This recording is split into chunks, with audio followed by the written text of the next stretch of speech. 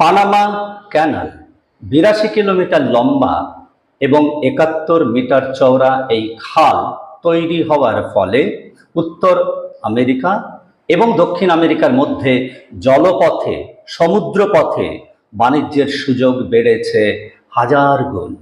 এখন দুই আমেরিকা খুব কাছে। কিন্তু এই পানামা খাল তৈরির পেছনে রয়েছে একটা করুণ ইতিহাস। সেই ইতিহাসের একটা ছোট্ট টুকরো আপনাদের জন্য। পানামা খাল তৈরির বরাত পেয়ে একটি ফরাসি ইঞ্জিনিয়ারিং কোম্পানি পানামায় পৌঁছয় 1882 সালে।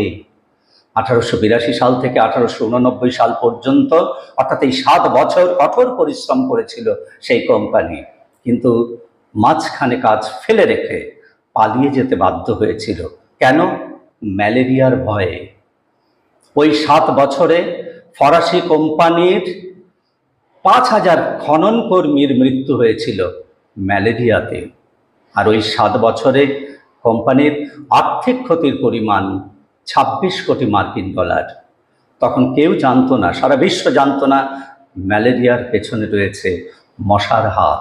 মশা ভয়ঙ্কর।